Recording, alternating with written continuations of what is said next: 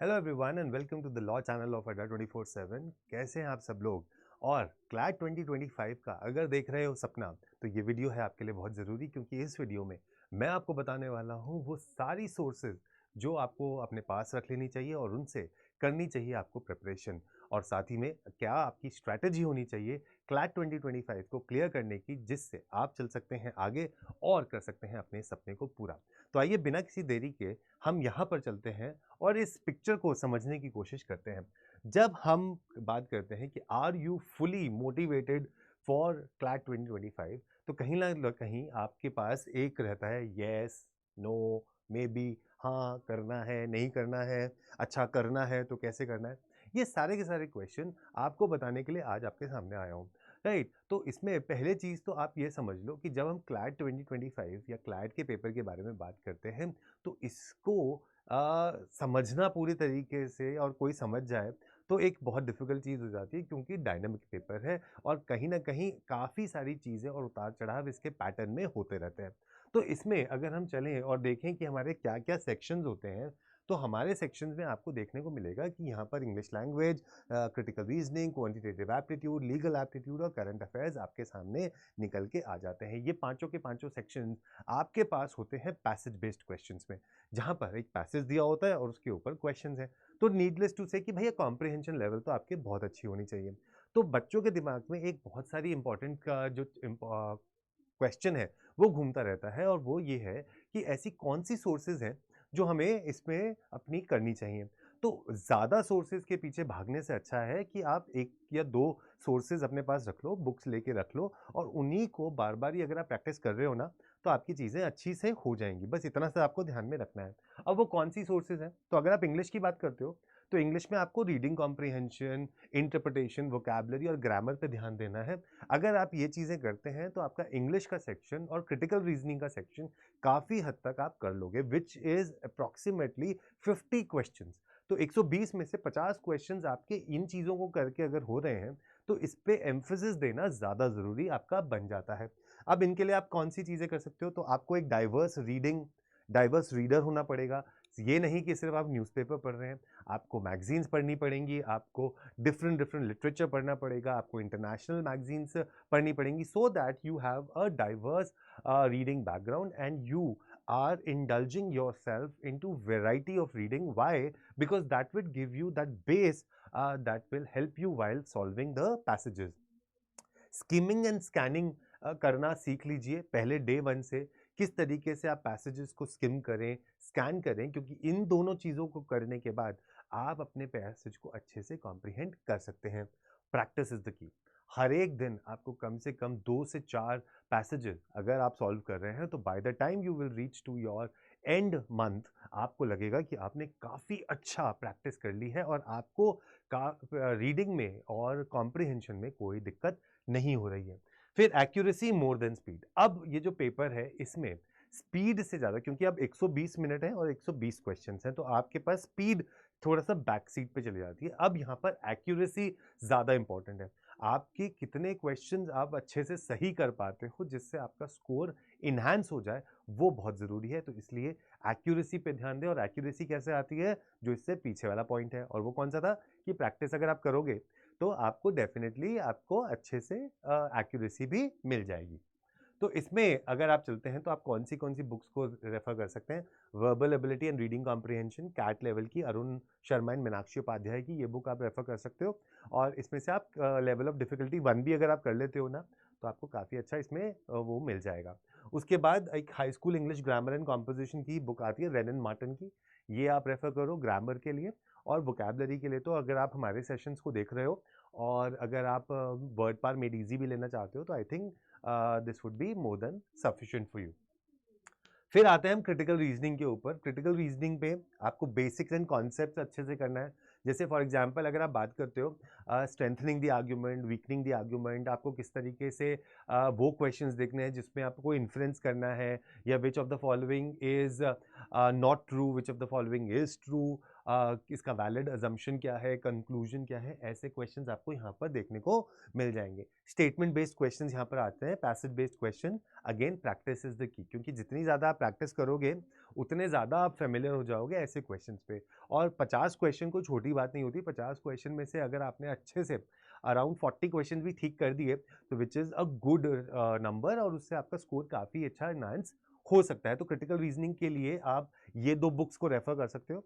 Then you can have a modern approach to verbal and non verbal reasoning and GMAT official guide 24 इसका addition आ जाए तो भी ठीक है, वरना ये वाला एडिशन भी आपको लोगे तो आप चल जाएगा।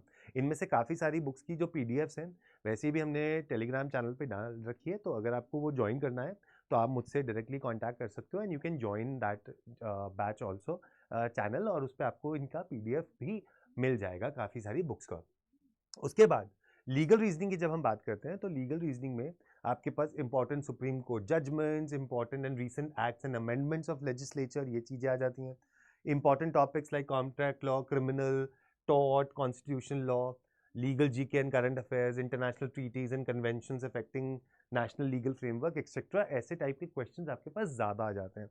कोई अगर ऐसा पूरे साल में आपको लगे कि कुछ ऐसे लॉज हैं जिनमें अमेंडमेंट्स हुए हैं, एक्ट्स हुए हैं, नए लॉज बने हैं, तो वो आप डेफिनेटली ध्यान से रखें, क्योंकि उसके ऊपर क्वेश्चन पूछे जाते हैं। जैसे सरोगेसी के ऊपर जब क्वेश्चन आया था तो वो पूरे साल भर उसके ऊपर काफ़ी सारी चर्चा हुई थी। एक बार ट्रिपल तलाक के ऊपर क्वेश्चन आया था तो उसके ऊपर भी पूरे साल भर काफ़ी सारी चर्चा इसके ऊपर हुई थी। तो आजकल जब हम यूनिफाइड कोड ऑफ लॉ की बात कर रहे हैं, वन नेशन वन लॉ उनकी बात कर रहे हैं, तो इंडियन पीनल कोड के बारे में हम जो बात कर रहे हैं, तो अगर उनके ऊपर कुछ चेंजेस आ रहे हैं तो आप उस पर ध्यान रखेंगे तो उनके ऊपर ज़्यादा क्वेश्चंस आपके पास आ जाते हैं। उसके अलावा टॉर्ट्स, कॉन्ट्रैक्ट लॉ, उसके बाद आपका फैमिली लॉ, इनके ऊपर तो क्वेश्चंस आपके पास बनते ही हैं। लीगल मैगजीन्स के ऊपर भी आपके पास चीज़ें आ जाती हैं, तो ये आप चीज़ें देख सकते हैं फॉर लॉ। अब अगर आपको लॉ के लिए करना है तो ये जो 2 किताबें हैं इनको आप डेफिनेटली फॉलो कर सकते हो and that will be really beneficial. तो guide to CLAT and LLB, ये आपको काफ़ी अच्छा एक वो देगी, and important judgments that transformed India, ये दोनों की दोनों बुक्स को आप रेफर कर सकते हो if you want to prepare well for this particular paper, that is CLAT 2025 के लिए करना चाहते हो तो ये सोर्सेज आपके लिए सफिशिएंट रहेंगी। उसके बाद आता है मैथमेटिक्स। अब ये एक ऐसा सेक्शन है जिसके ऊपर काफ़ी सारे जो बच्चे होते हैं वो इसको निगलेक्ट कर देते हैं। और निगलेक्ट क्यों कर देते हैं? क्योंकि उनको लगता है भाई बहुत टफ है, क्लैट में तो ज़्यादा इंपॉर्टेंस है नहीं, 10 से 12 क्वेश्चन आते हैं तो क्या करना है, छोड़ दो इसको। लेकिन इस साल अगर आपने देखा जिन लोगों ने वो 12 क्वेश्चन करे थे, क्योंकि इस साल का जो मैथ आया था वो बहुत ईजी आया था, और मैं ये दावे से कह सकता हूँ कि ज़्यादातर बच्चों को जिनको एनएलयू से कॉल आई है उन्होंने वो 12 क्वेश्चन ज़रूर करे होंगे, क्योंकि उससे उनको वो ब्राउनी पॉइंट्स और ब्राउनी स्कोर मिल गया जिससे वो स्कोर इनहेंस हो गया। तो इसमें कुछ टॉपिक्स हैं, जैसे अगर आप प्रोपोजिशन ग्राफ्स और डेटा इंटरप्रिटेशन पे करें तो ratio, proportion, percentage, average, income and expenditure, profit and loss, ये कुछ 4-5 टॉपिक्स हैं। इसके ऊपर अगर आप ध्यान से कर लोगे ना इनको तो आपको रिग्रेट नहीं होगा कि यार मैंने छोड़ दिया। और मैं बता दूं आपको कि क्लैट अगर आपको क्लियर करना है तो वो बच्चे कभी भी मैथ को निगलेक्ट नहीं करते, क्योंकि यहाँ से हो जाता है ना कुछ अच्छे से आपको मार्क्स मिल गए जिससे आपका स्कोर इनहांस हो गया थोड़ा सा, वो क्वेश्चन आपको यहाँ पर देखने को मिल जाते हैं। तो इसलिए यहाँ पर थोड़ा सा आप ध्यान इसको दे सकते हैं। ठीक है, इसके लिए आप कौन सी बुक को रेफर कर सकते हैं? आप ले सकते हैं क्वांटिटेटिव एप्टीट्यूड रिवाइज, इसकी है एस चांद की, डॉक्टर आर एस अग्रवाल की ये बुक है, इसको आप रेफर कर सकते हो। Magical book series data interpretation की, ये आप रेफर कर सकते हो।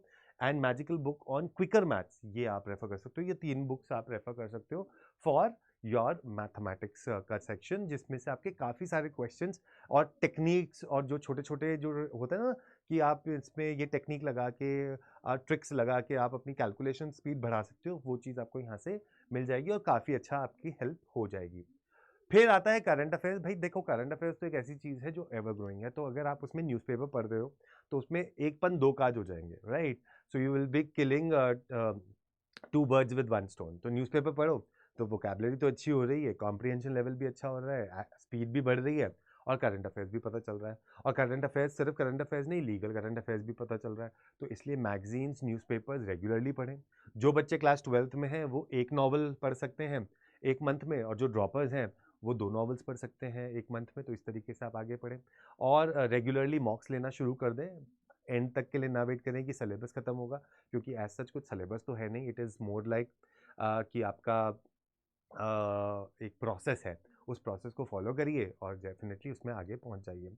अब इस पूरी की पूरी जर्नी में अगर आप चाहते हो कि भाई आपको थोड़े से किसी की साथ मिल जाए, कोई आपका दोस्त बन जाए, कोई आपका हमसफ़र बन जाए, तो उसके लिए आप क्लैट का हमारा विजनरी 2.0 बैच है। ये एक सिंगल बैच है जो आप ले सकते हो, जिसमें हम आपको तैयारी शुरू करवाएंगे। हम आपको सारे लोगों के बारे में बताएंगे।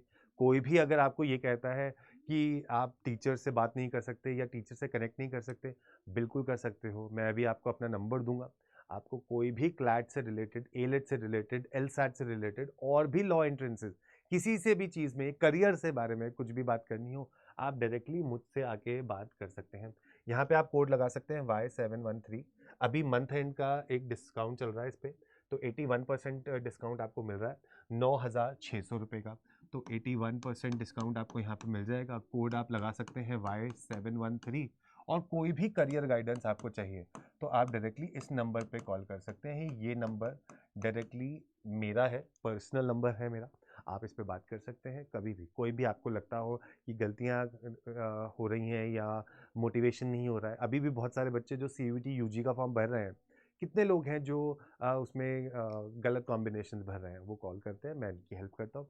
तो ज़रूरी नहीं है कि आप किसी से भी ये सुने कि भाई फैकल्टी तो जवाब नहीं देती, वो तो बिजी है। नहीं, ऐसा कुछ नहीं है। आप मुझसे बात कर सकते हैं आके, और मैं आपको डेफिनेटली इनकी हेल्प करूंगा। अब ये तो हो गया एक बैच। अगर आप चाहते हैं कि कंटिन्यूस आपकी प्रिपरेशन चलती रहे, तो आप क्या कर सकते हैं, तब हमारे पास आपके लिए क्लैट का महापैक भी है, ये लॉ का महापैक। इस महापैक में अगर आप लेते हैं तो आपको जितने बैचेस हम स्टार्ट करेंगे, उन सारे बैचेस का एक्सेस यहाँ पर मिल जाएगा, और आप जाके इसको भी ले सकते हैं सेम कोड लगा के Y713। और आप जैसे ही ये कोड लगाएंगे Y713, और इस पे आपको मिल जाएगा 81% का डिस्काउंट। तो फटाफट से जाइए और जुड़ जाइए हमारे साथ इस पे। आप पूरे जो आपका क्लैट का सपना है वो हम करेंगे साथ में अपना, और कोशिश करेंगे आपको पहुंचाने की एक NLU में। All the best, take care, और घबराओ मत। एक लॉयर बन के देश की सेवा हम ज़रूर करेंगे। Take care. जय हिंद, जय भारत।